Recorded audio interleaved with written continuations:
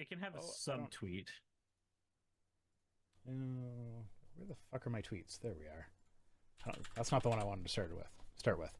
Starting with Riley Joe Brorsen? There's an extra R in there that I didn't see before. Things that should be illegal. Gay marriage, surrogacy, IVF, abortion, pornography. If you don't support banning these things, you are not a real conservative. So, remember when we said they're coming for IVF and contraception and apparently pornography? Well, I mean, we've already seen that in a bunch of states. Yep. Jesus fucking balls. Oh, here we go. The fact that there are... I like this point. Anti-Meridium says, funny how the same people who think blastocyst is a baby should be illegal to terminate, turn around and call for public adult terminations. Is that what we're calling executions now? Adult terminations? Adult terminations, yeah. Sure. Maybe they'll actually want to protect them if we make it sound like it's an abortion. It's a super late term abortion.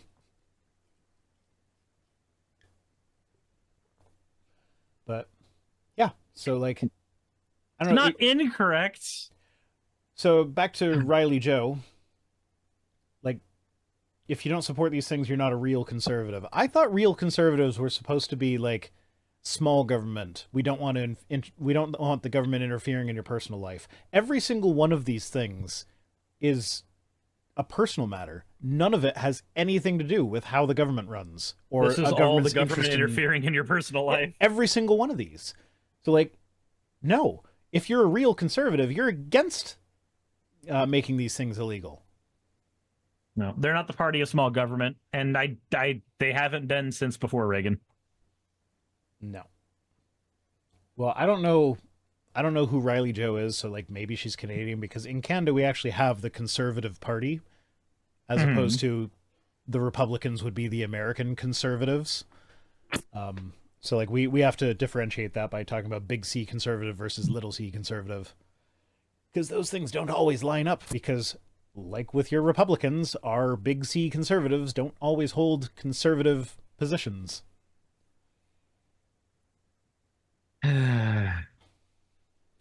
So who do we have next on the... God, I don't even want to say next on the chopping block because it sounds so dirty after Charlie Kirk? Yeah.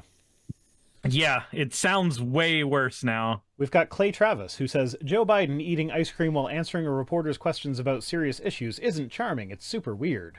Do you know grown men who get ice cream by themselves? I don't. It's very strange. What? I've gone out to get ice cream by myself. Okay, more... I shouldn't have because of lactose intolerance, but... Suris, more to the point, he says he's getting ice cream by himself. Do you see anyone else in this picture that might be getting ice cream with him? I see one person behind him, at least. Oh, shit, the reporter! No, forget the reporter. What's his face is there? That's the late night host. Seth Meyers, is it? I don't know. I don't fucking know his name. So there's plenty of people that are getting ice cream with him right now. There's a bunch of people that all went out for ice cream. And he's like, oh, Joe Biden's going out for ice cream by himself. That's creepy. Yeah, Seth Meyers is his name. Yeah. So as soon as I found out that was Seth Meyers, because like I'm looking at him like, that looks familiar. So I went to the comments of this one and somebody was like, hey, that's Seth Meyers there. I'm like, okay, Seth Meyers. I don't really know the name, but he does look familiar. So I looked him up and he's like, okay, yeah, late show host. Turns out on Seth Meyers' first ever episode of his own late night show, Joe Biden was a guest when he was vice president. This is in celebration of his 10-year anniversary. He had Joe Biden on as a guest again, and then after the show, they went for ice cream together. And they brought reporters with them to do stuff. It was like, this couldn't be further from a guy going to get ice cream by himself. I mean, first off... Joe Biden and all the Secret Service. First off, yeah, I was going to say, first off, he's surrounded by Secret Service at all times, so he can't get ice cream by himself. That's, like, illegal at this point. But, yeah, like, this is just part of a TV show, man. And, like... Jeez. Like, fuck, I found it, like, there was a website that actually reported on this as if this was a story, and they reported the flavors they got, and Joe Biden got mint chip, to which I was like, okay, no, that says vote for Trump. Mint chip is fucking evil. Mint chip is fine. Mint chip is worse than kids in cages. No. Rocky Road is better, but no, mint chip is fine. No, it's not. Mint is of the... Mint, okay. when you look up how to keep various animals out of your, like, I want to get rid of cockroaches, I want to get rid of mice, I want to get rid of the possum in our backyard, I want to keep my garden safe from squirrels. Almost always you find on the list of things you can use to repel them is mint. So like the entire animal kingdom is like, this shit's nasty, let's stay away from that shit. Yeah, and then humanity, as the weird fucking naked apes that we are, is just like, hey, let's stick that in our mouth every morning and call it clean teeth. We did I'm that just with I'm just going back to taxation, too. I'm just going back to the way nature intended, where mint is a disgusting substance that needs to be avoided at all costs. Do you like spicy food, Rhino? Yes. Capsaicin says you're wrong. No, it doesn't. That all the things you said about mint, everything you said about mint is true of Hey! If the fucking Republicans can be like, I don't like abortions, but IVF is okay, then I can be like, mint is of the devil, but capsaicin is okay. You're supposed to be better than them. You were supposed to bring balance to this, not leave it in darkness. Oh, when we are interviewing, You were my brother, Rhino. when we are interviewing Thomas and Lydia, we do have to bring a lot of Star Wars references to the table, because Lydia will not get any of them, and Thomas will get all of them and be mad at her for not getting them. Just heads up. Prepare your Star Wars references. Rhino, I've got a bad feeling about this. That was probably my favorite moment in Rogue One, is when K2SO starts to say, I have a bad feeling about this, and they both cut him off and are like, shh, no! We're not doing that in this one. Okay, Rebel News. Health Canada considers a ban on personal electric heaters. The Liberal government wants you to shiver in a cold office while trying to type on your computer while wearing a pair of mittens. So, no. I did look into this. And basically what it is, Health Canada is looking into space heaters because they cause fires. Like, that's just a fact. Having a really hot thing sitting out in the open that can light paper on fire can sometimes start fires. Yeah, that's fair. So, yeah, and that's fine. Now, and right now it's in, like, kind of the public commentary phase, where, like, if you have an opinion on the matter, you can, like, submit your opinion to Health Canada, and they will take that into consideration when determining whether or not to move this up, like, to the next stage in the process. And the next stage in the process is, instead of after the fact issuing warnings about these dangerous things, we will instead impose regulations on companies that make them, so that they make them safer. Oh, so it's just So, like putting a tilt sensor in them. Yeah, or like having some sort of safety shut off, so that, like, if it detects, like, if there's an overheat, instead of relying on, like, something that could break that will fail to detect an overheat and shut down, it'll just be like some physical mechanism that cannot break, you know, kind of like how the newer nuclear reactors are such that, like, if runaway fission starts happening, then just the physical properties of the things that are involved in the reactor will stop the reaction, something like that, but obviously not nuclear powered. But, like, yeah, that's all it is it's just like, yeah, if we determine that this is unsafe enough to warrant intervention, we are going to intervene and say, hey, now there's some regulations, so before you can sell a heater, it needs to pass these specific guidelines first. That's all it is. But this tweet came with a video, and it was funny enough that I felt the need to download the video, so let's watch that. People who switch from heating oil to heat pumps can save on average $2,500 a year. That makes a huge difference, both for your bottom line, but also for the future that we're building for our kids. So that's Prime Minister Trudeau, who is, in this, he's talking about a plan that was implemented in Atlantic Canada, where if you replace your oil heating system with a heat pump, which heat pumps are very popular out in Atlantic Canada. Like there are a lot of houses that already have heat pumps in them. But like there are a lot of houses also that still use oil. So you're saying if you replace your oil system with a heat pump, you know, like the government is going to provide $10,000 to incentivize that. And on top of that, they're so much more efficient that you're going to be saving like $2,500 a year in heating. And that's fine. Good program. As it played out, it turns out it costs like $20,000 to replace a heat pump or replace an oil thing with a heat pump on average. So the $10,000 from the government wasn't quite enough to get large uptake of that program. And so that's the next bit of this video that we're seeing. The upfront cost of home heating oil, of heat pumps, is a significant impediment that the pricing signal was not sufficient to drive the change in behaviors that many people wanted to make. I spoke with many Atlantic Canadians who'd love to have a heat pump, but simply couldn't outlay the $20,000 required. Even with an existing $10,000 program, it wasn't enough to get them to change the behavior. Okay, so I was a bit wrong. It's on average $30,000 to get a heat pump. The government subsidized $10,000. You still need to put up $20,000. That's a lot of money. I understand why a lot of people couldn't do that. Now, personally, heat pumps are great. Now, they do have some limitations, but basically a heat pump is like a reverse air conditioner, like a reversible air conditioner. So like when it's hot outside and cold inside, you can, like, it pumps the heat the other way around. So that, like, it essentially works on the same principles as an air conditioner would work in order to make the house hotter or colder depending on what you want. There are some like if there's not a huge gradient, so like if it's a moderately cool day and you want to warm up the house, it's not necessarily going to work the greatest. But there are also systems you can install that will like accommodate that. Like it'll account for that. And like a heat pump is not the ideal solution in every climate either, but where they are feasible, they're fantastic.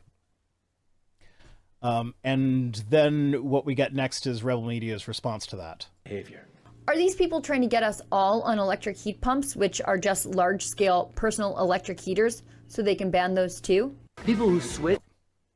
What? What? What? What? How did those dots connect in her head? What? Let's put in this program where we need this thing so that we can ban the thing. But okay, first off, a heat pump is not just a big electric heater. Like I said, it's basically an air conditioner that can go in either direction. I've got Sakura in the Twitch chat pointing out that they tend to have problems as things get colder and colder, so they maybe not so good in extreme cold. But generally speaking, like I know I had an air conditioner installed in the summer, and when I did get a bit of a reimbursement from the government because part of it was that wasn't for the air conditioner. That was I installed solar panels and I got reimbursed for the government for that. But I had to have like an energy evaluation of the home before and after, and I got the air conditioner installed during the same thing, but that one I paid for myself. And the guy was like, "Oh no, you should have gotten a heat pump installed because we have blah blah blah," and like it would have worked with your existing like forced air furnace system. And if the heat pump couldn't really, manage it, you still have like the furnace that, or like I don't know exactly how it was, but like it wouldn't be complete, like you wouldn't be reliant on the heat pump in the extreme cold, which is that's one of the things that they were harping on, is like, oh, they're trying to force us to install these things that are no good in extreme cold that Canada gets all the time. And but yeah, that's one of those, like, and this is like when we're interviewing Thomas and Lydia next week, this is what Where's There's Woke does. They find these little claims that are made on the right where like, oh, what they're trying to ban electric heaters. We're going to be freezing our asses off in our little offices because we get and show that this is not the case. Yeah, because my house was built in 1928. Also, I've only got about 5 more minutes. Okay, fine. My house was built in like 1928. It's got some rooms in it that are freezing cold. I use space heaters for that. They're not trying to take my space heaters away. Okay. Let's rush through this then. Case Orbs. America has enough problems internally for me to support sending our tax dollars overseas. Okay, fine. This means that you're for school lunches for kids. You're for healthcare for Americans. You're for universal basic income. He won't be for any of those, though, and you know it. Well, I mean, he's saying that we need to keep the money at home to solve those problems. Those are solutions to those problems. They, like, the solutions presented by Republicans are all just pull yourself up by your bootstraps. How dare you need government handouts? But, like, if you're worried about money and you want the money to stay at home, giving that money to people is a good way to solve those problems. Yeah, but then he's gonna. I don't have to say what his opinion is on this. I don't, because we all know exactly what it is. Newer says, unpopular opinion. No online friend stays more than 3 months in your life. They'll leave you. Hi, Suris. How's it going? So it's been what, 4 years, 4.5 years, five? Something like that. Twit Tweets is, I think it's only, no, it's more than 1 year old because we're on episode like 96 or so. I think it's 2 years old now. And yeah. I've been doing it with you for most of that. It's been at least a year there. Yeah, and we've known each other for way longer than that. So yeah, hi. We are proof that this is wrong. I've never actually met you in person. But I have met most of our, actually, yeah, damn near everybody who we talk with on the regular, I have met. I just met Paul and Shannon for the first time in December. There you go. He's one of my oldest online friends. Like we've been friends since before either of our channels had 10,000 subscribers. Yep, and I was a fan of you before I started doing my channel, and then as my channel got more popular and we started like actually talking, and now we're here. So internet friends can last a while. Weird. We got Black Epion saying trying to ban heaters is stupid. 252 incidents since 2011 is extremely low. Yeah, like I said, they're not trying to ban them. They are trying to regulate them heavier, and right now they're just investigating whether or not that's even required. But also that 252 number, that was how many of those incidences were reported to Health Canada. Home fires don't often get reported to Health Canada. So like, they looked at numbers from the States, and there was something like 40,000 house fires a year, and I think about a third of them were caused by like personal space heaters. So personal space heaters are used at approximately the same rate in Canada as they are in the States, like per capita. So we would expect that of all overall house fires, of which the vast majority are not reported as incidents to Health Canada, probably about a third of them are caused by space heaters. So this is not a nothing thing. There is potentially some good that could come of regulating space heaters. But yeah, they're not looking to outlaw regulations them. Are not bans. Yeah. Saying this thing needs to be safe is not the same as saying this thing needs to be illegal. Also, the state's outlawed Kinder eggs. So fuck you for trying to pretend that outlawing, like, even if we were trying to outlaw space heaters, at least we're trying to outlaw something that actually kills people. As opposed to a fucking toy that maybe potentially you could choke on it if the parents are careless enough. Carrie Lake says, 1 in 6 Americans struggle with fertility issues. In the Senate, I will advocate for increased access to fertility treatment for women struggling to get pregnant. IVF is extremely important for helping countless families experience the joy of parenthood. I oppose restrictions. Great. So you're okay with embryos being discarded, so you should be fine with abortion too. Have to be, but we know that's not the case. That would be the consistent position to hold. Jonathan Turley says, this one was fun. The Hill is out with my column in a recent discovery of the criminal history of the great-great-grandfather of Joe Biden. It turns out that the evasion of accountability may be something of a family trait acquired through generations of natural selection. What? So Joe Biden's great-great-grandfather did a bad thing, therefore Joe Biden is bad. These people never got over original sin. No, like I fucking, like, I've said this before. There are riots in the UK that are named after my family. The person in my family who the riots were named after was not the good guy in that scenario. He's the guy that ended up dead because everybody wanted him dead because he was not a good guy. Does that mean I'm a bad guy? Like, you go back far enough, you're going to find bad people in anyone's lineage. Like, Yep. people in my ancestry could plausibly have owned as slaves people in my partner's ancestry. Does that mean we shouldn't be together? Yes. Miscegenation bad. Something. Okay, yeah. Fuck that. I was about to say, because you know that there are conservatives who hold that position and have been very public about that position. I know.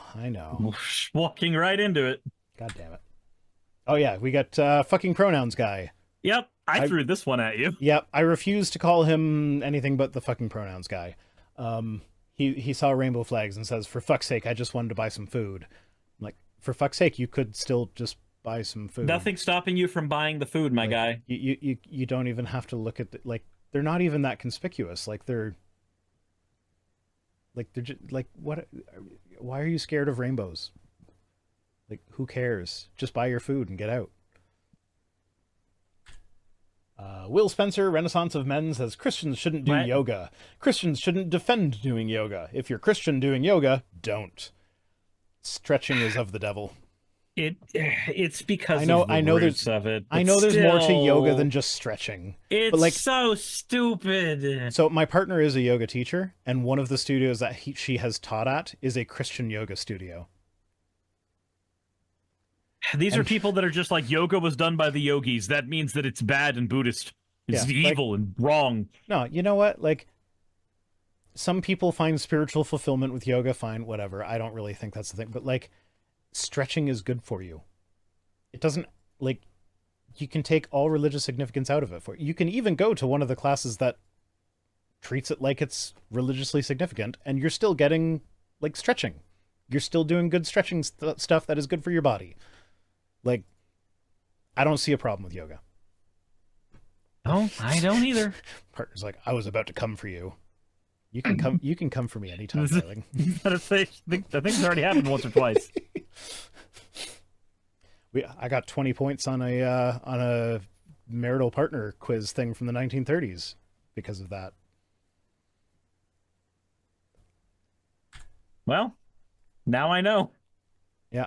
Well, yeah. That was fun because actually that was an interesting thing because it was like this, like, how good of a partner are you sort of quiz, but it was from the 1930s, and the way it was put together was like he surveyed a bunch of people and then collected their answers, grouped the similar ones, and then he, as a psychologist, was like, these are the important ones, so I'm going to add more points to this one. And some of the things that he did that for were really, really weird. Like, for instance, if I've ever given my partner an orgasm, I get an automatic 20 points. I only get 10 points for never having cheated on her. So, like, it's okay to cheat as long as you give her orgasms? That's what I'm getting from that. But also, like, it's interesting how progressive it is when, like, because the 1930s, you don't think of that as a very progressive time. But, like, a lot of the answers that people gave that were common answers that they gave were like, husbands help out with the housework. Like, I mean, it turns out though, husbands are willing to, like, cook breakfast and go on date nights. Well, it turns out that the stereotypes about what makes a marriage work from those days people don't actually change all that much in terms of our needs. People just want real human connection. I just want a partner who I can connect with at a human level.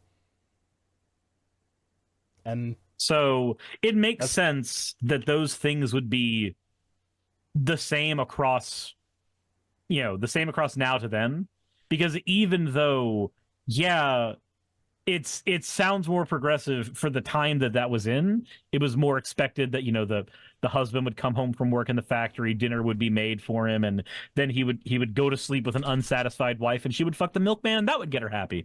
Like, but people don't change that much generation to generation in terms of our base physiological and psychological needs. So the things that actually made a marriage work back then and the things that actually make a marriage work right now tend to be pretty similar. I am posting a link to the streaming thing where we did that if anybody wants to go watch it. But, like, yeah, it was a fun little quiz. And also, I didn't do this on the stream, but so it's supposed to be like you're scoring out of 100. But like if you add up all the merits and demerits that you can get, it doesn't add up to 100. But what's funny is the men are just like, they just have an advantage at this. So like, first off, it was way easier to score points as a man. It was like, for a woman, if you keep the house in absolute perfect order at all times, you get 1 point. For a man, if sometimes you're willing to do the dishes, you get 10 points or 5 points or whatever it was. Like, it was, you got extra points for just being willing to do some of the household chores.